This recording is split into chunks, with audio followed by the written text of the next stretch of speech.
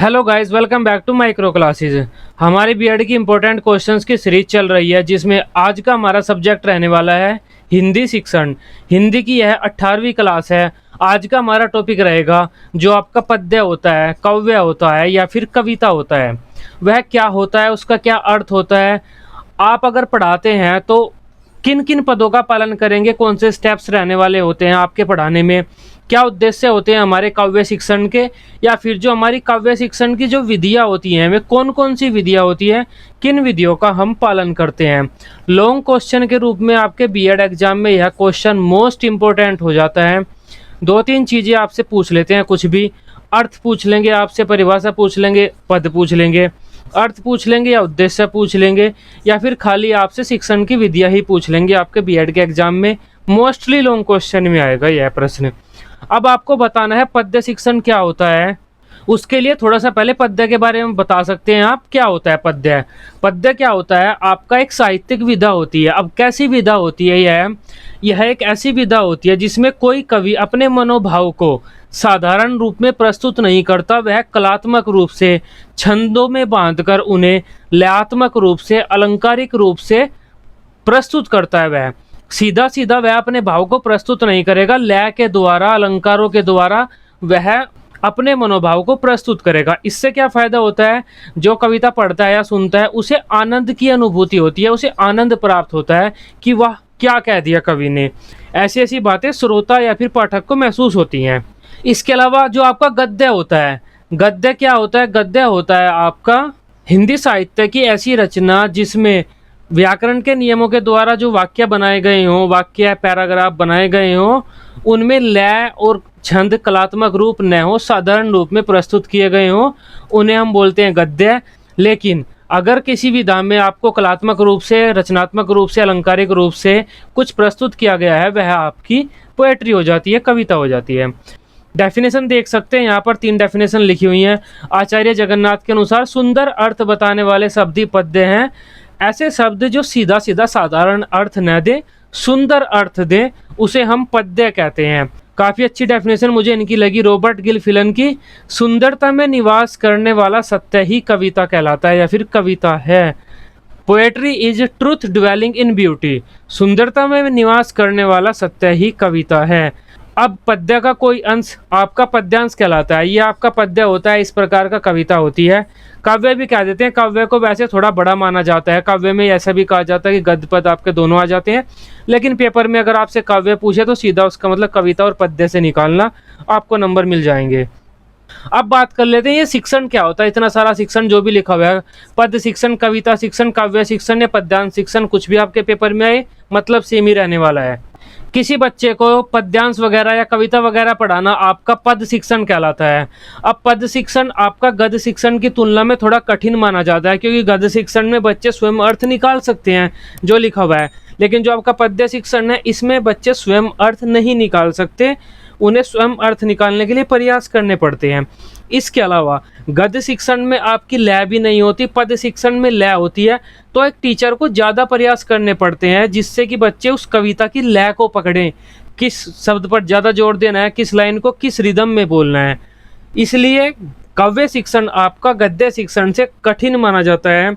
और वर्तमान समय में तो मनोविज्ञान के नियम वगैरह भी आ गए हैं। हमें पढ़ाते टाइम बहुत सारी चीज़ों का ध्यान रखना होता है। बाल केंद्रित शिक्षा हो गई है, प्रगतिशील शिक्षा हो गई है। इसके लिए अगर हम पद्य पढ़ाना चाहते हैं, अब हमें लेसन प्लान बनाना पड़ता है, पाठ योजना का निर्माण करना पड़ता है हमें। अब पाठ योजना का निर्माण करते हुए हमें बहुत सारी चीज़ों का ध्यान रखना पड़ता है, जैसे ये सब यहाँ पर लिखा हुआ है। ये सब मैं आपको गद्य में आपके बता चुका हूँ, वहाँ पर आप समझ पाए थे कि इन चीज़ों का हमें ध्यान रखना होता है। अब बात कर लेते हैं पद्य शिक्षण के पद। आप पद्य पढ़ा रहे हैं, किसी को कोई पद्यांश पढ़ा रहे हैं, कौन कौन से पदों का आप पालन करेंगे।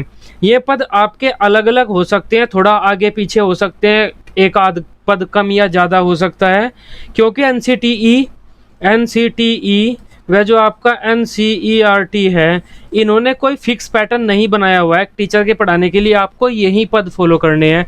कोई टीचर, कोई कॉलेज, कोई यूनिवर्सिटी अपने अनुसार ऊपर नीचे आगे पीछे थोड़ा करते रहते हैं।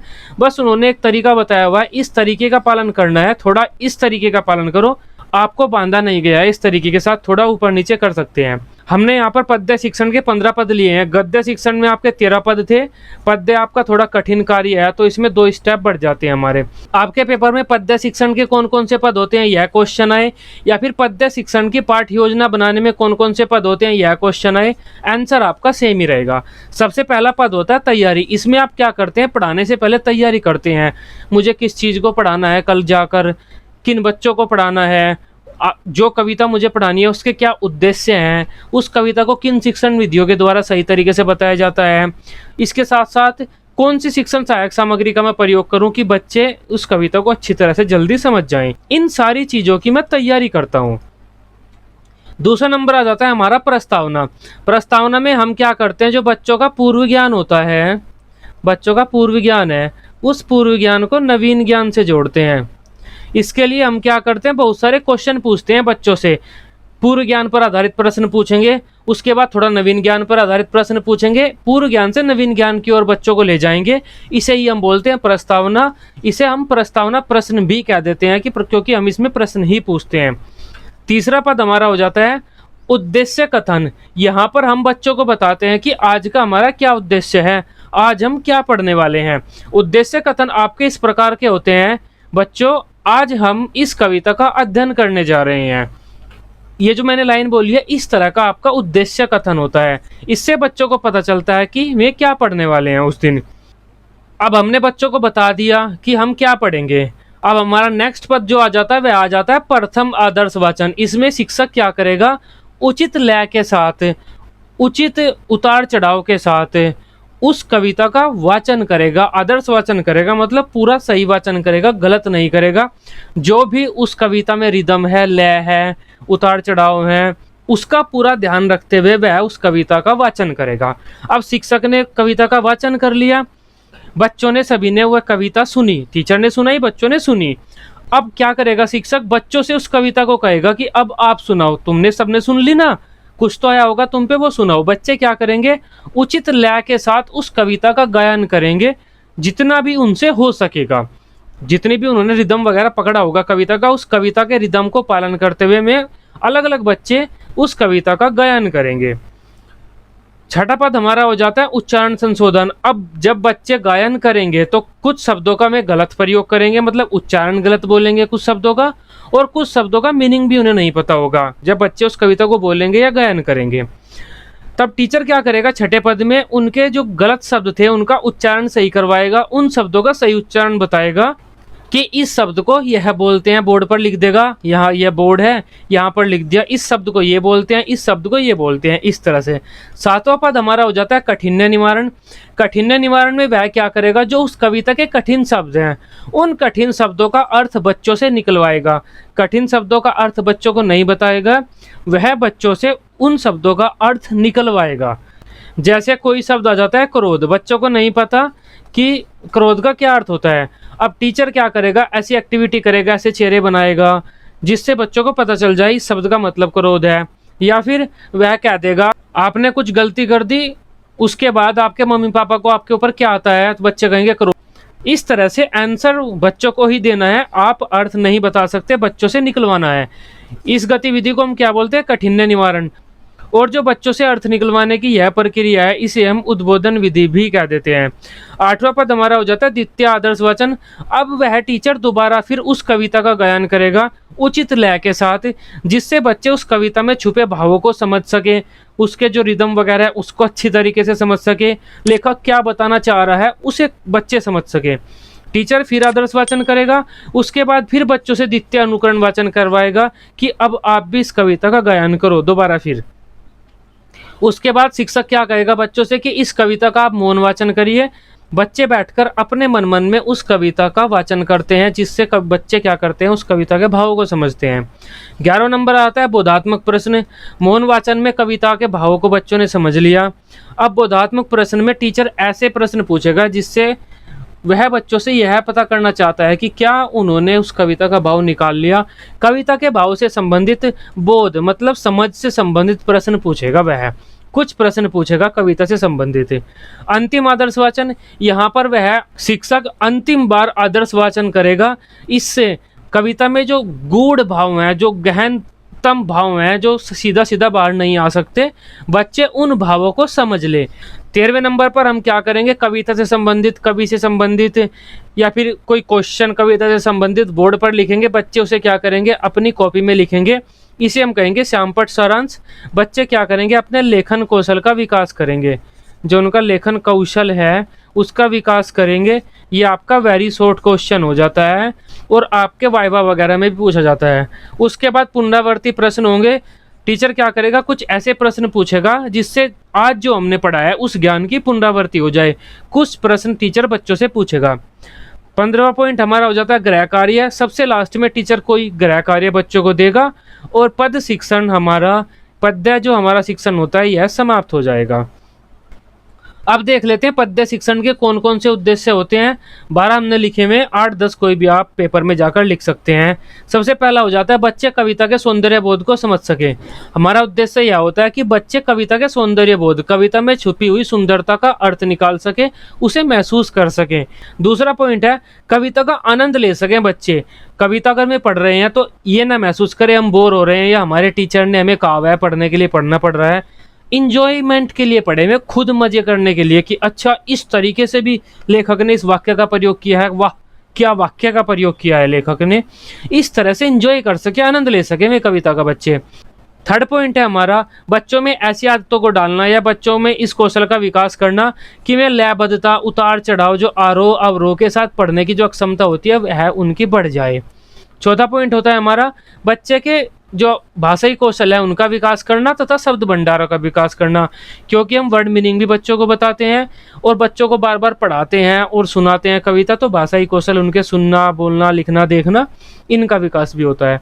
विराम चिन्हों का सही प्रयोग सिखाना। अब विराम चिन्हों का सही प्रयोग आपका कविता में ही अधिकतर सिखाया जाता है, क्योंकि कविता में छोटा सा कोमा लग गया वहाँ पर हमें रुकना पड़ेगा, नहीं तो हमारा रिदम बिगड़ जाएगा, कविता की लय बिगड़ जाएगी हमारी। छठा पॉइंट हो जाता है शब्दों व मुहावरों का उपयुक्त प्रयोग सिखाना। अब कविता में ही शब्दों मुहावरों को गूढ़ तरीके से गढ़ा जाता है, उनका अर्थ मुश्किल से निकालना पड़ता है, तो उनका प्रयोग सिखाना कि इन शब्दों का ऐसे भी प्रयोग हो सकता है, सीधा सीधा प्रयोग मत करो। सातवां पॉइंट है संदर्भानुसार बच्चे अर्थ ग्रहण कर सके, किस शब्द का किस कविता में किस संदर्भ में क्या अर्थ निकलता है, क्योंकि एक शब्द के कविता में 10 अर्थ निकल जाते हैं। इस वजह से किस कविता में किस शब्द का उस कविता के संदर्भ के अनुसार क्या अर्थ निकलेगा, बच्चे यह ग्रहण कर सके। 9वां पॉइंट हो जाता है हमारा जो बच्चे अपनी शैली के अनुसार रचनात्मक कविता लिख सके। ऐसा नहीं है कि बच्चे बस पढ़े ही पढ़े, अपनी भी कविता लिखें और खुद की शैली में लिखें। दूसरे की शैली में लिखें तो भी ठीक बात है, लेकिन अपनी शैली में भी लिखें, बच्चों की खुद की शैली को विकसित करना।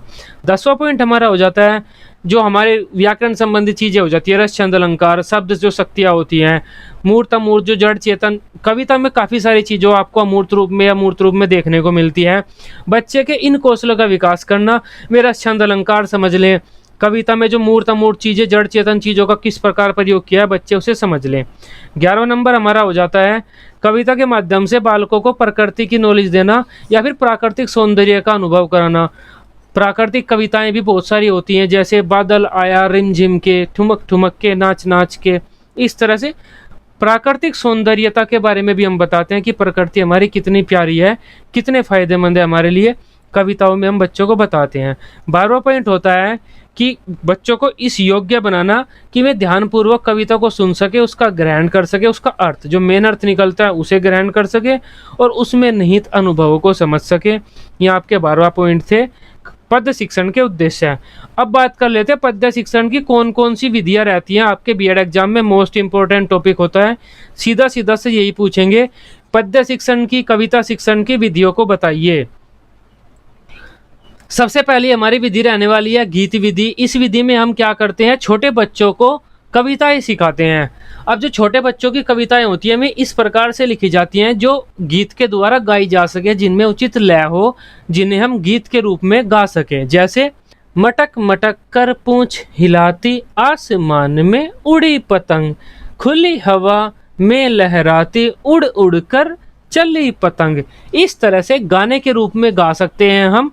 ऐसी कविताएं छोटे बच्चों को प्राइमरी क्लास में हम देते हैं। टीचर क्या करता है, क्लास में आगे खड़ा हो जाता है, बच्चे यहाँ पर अपनी चेयर पे बैठे रहते हैं। इस तरह से वह एक एक लाइन कविता की बोलता रहता है गाने के रूप में। उसके बाद बच्चे उस टीचर का अनुकरण करते रहते हैं। एक लाइन टीचर बोलेगा, एक लाइन बच्चे बोलेंगे, अगली लाइन टीचर बोलेगा, अगली लाइन बच्चे बोलेंगे।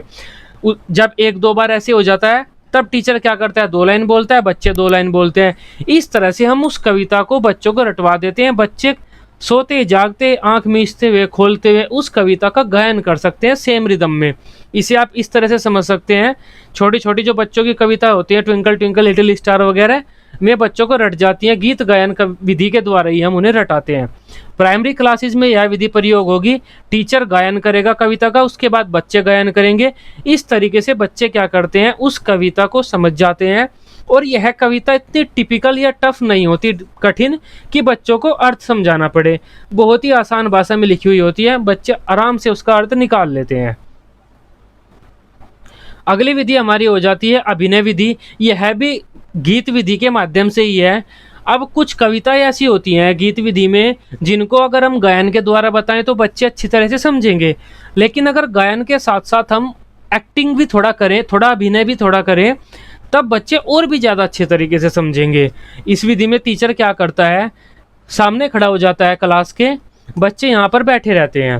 अभिनय कला विधि में या फिर आपकी अभिनय विधि में टीचर क्या करेगा, कविता की एक एक लाइन बोलेगा और लाइन बोलते टाइम अभिनय करेगा। अभिनय किस प्रकार करेगा, वह अभिनय इस प्रकार करेगा जैसे ये मैडम कर रही हैं।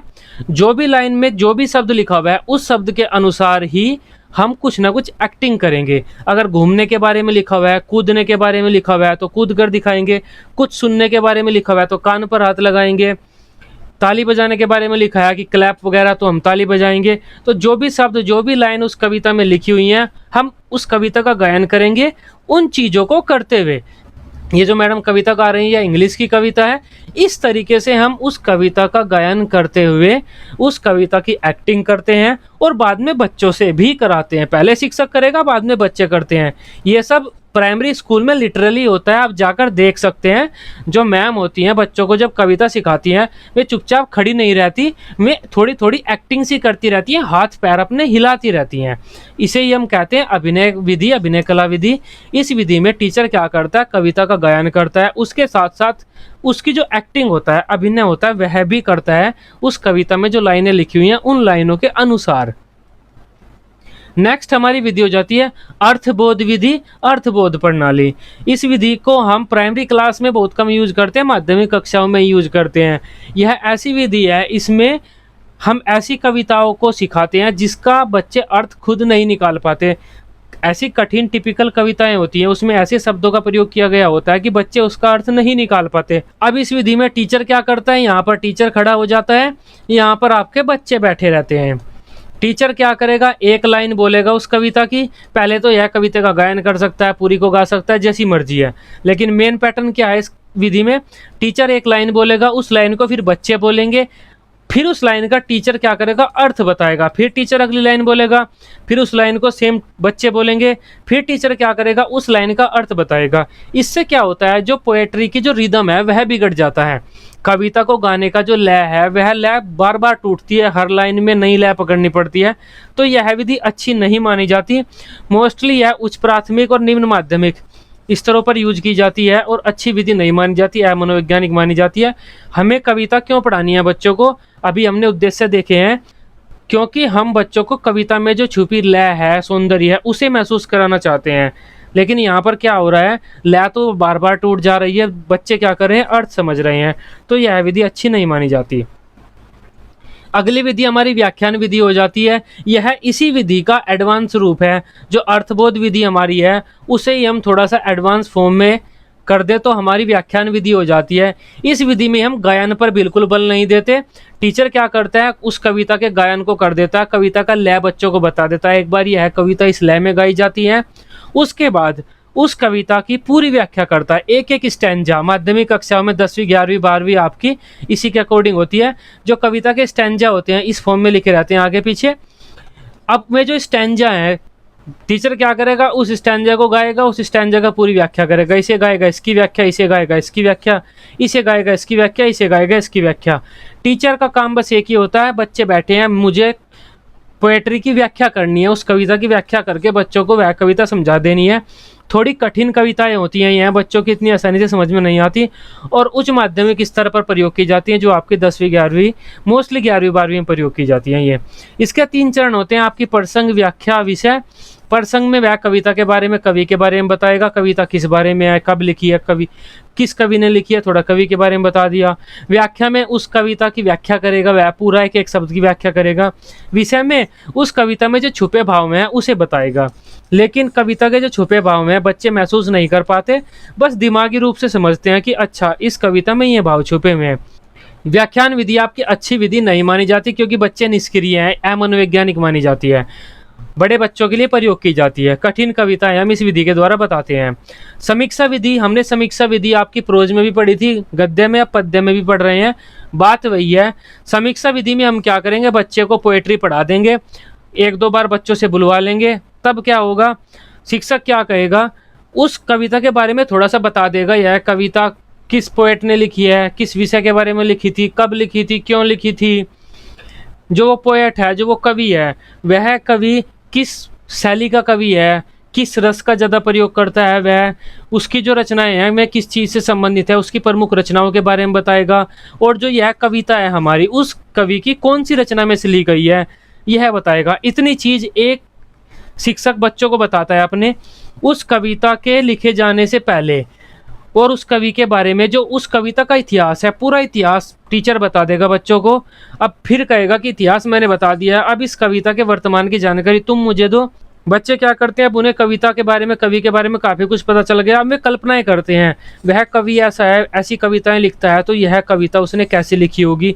कल्पनाएं करते हैं, रस छंद अलंकारों को ढूंढते हैं, उस कविता की आलोचना करते हैं, मतलब आलोचना मतलब बुराई नहीं, उसकी अच्छाई बुराई गुण दोष देखते हैं, कहाँ पर क्या चीज़ छूट गई कवि से, या फिर कहाँ पर किस चीज़ को कवि ने बहुत अच्छे तरीके से प्रयोग किया है, यह सब देखते हैं। बच्चे इसमें खुद प्रयास करते हैं, खुद कविता को समझते हैं और खुद कविता का भाव निकालते हैं। यह विधि अच्छी मानी जाती है क्योंकि बच्चे कुछ कर रहे हैं। नेक्स्ट हमारी 2 विधि आ जाती है, दंडान्वय विधि और खंडान्वय विधि। दोनों आपकी सेम ही होती हैं, बस थोड़ा सा अंतर होता है। दोनों में हम क्या करते हैं, पहले कविता का जो मुख्य वाक्य है उसे ढूंढते हैं। मुख्य वाक्य जो हर कविता में या हर स्टैंजा में बार बार आ रहा है, कविता में जिसकी आवृत्ति बार बार हो रही है, मुख्य वाक्य वो हुआ। या फिर जिस वाक्य के आसपास वह कविता लिखी गई है, मुख्य वाक्य वह हुआ। सबसे पहले हम मुख्य वाक्य ढूंढेंगे, कविता का मुख्य वाक्य क्या है। हमने मुख्य वाक्य ढूंढ लिया, उसके बाद हम क्या करेंगे, कविता को खंडों में तोड़ेंगे, छोटे छोटे खंडों में तोड़ते हैं। वर्तमान समय की कविताएं तो पहले ही खंडों में टूटी हुई आती हैं, हमें तोड़ने की जरूरत भी नहीं पड़ती, लेकिन नियम यही है, हम खंडों में तोड़ेंगे। फिर टीचर क्या करेगा, पहला खंड लेगा, बच्चों को समझाएगा, इसका गायन करेगा, इसकी व्याख्या करेगा, बच्चों को पूरी तरीके से समझाएगा। इसे समझाने के बाद वह बच्चों से क्वेश्चन आंसर करेगा।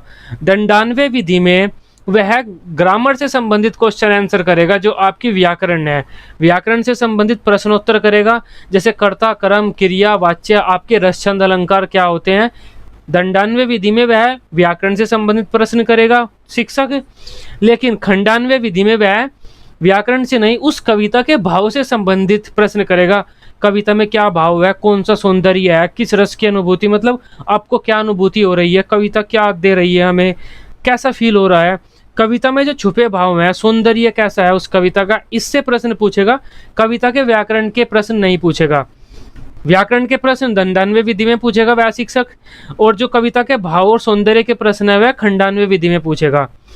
बस यही इन दोनों में अंतर है। शिक्षक ने पहला स्टैंजा लिया, उसकी व्याख्या की, क्वेश्चन आंसर किए, उसके बाद वह दूसरा स्टैंजा लेगा, इसकी व्याख्या करेगा, इसके बारे में क्वेश्चन आंसर करेगा। फिर तीसरा स्टैंजा लेगा, इसकी व्याख्या करेगा शिक्षक पहले, फिर इसके बारे में क्वेश्चन आंसर करेगा, और बाद में यह पूरी कविता लेगा, इसकी व्याख्या करेगा और इसके बारे में क्वेश्चन आंसर करेगा। यह होता है आपका दोनों विधि में, बस आपके पर्सनों का फर्क पड़ जाता है। इसमें हम व्याकरण पर बल देते हैं, इसमें कविता के भाव पर बल देते हैं। ये हमारी कविता शिक्षण की विधियां थी, कविता शिक्षण का पूरा पैटर्न था, जो भी कविता शिक्षण में आप कर सकते हैं। आई होप यह सब कुछ आपको क्लियर होगा। वीडियो आपको अच्छी लगी हो, आप इसे अपने बीएड ग्रुप्स में शेयर कर सकते हैं। बीएड की इसी तरह से डेली रेगुलर क्लासेस लेने के लिए आप इस चैनल को सब्सक्राइब कर सकते हैं। Till then, bye bye, take care.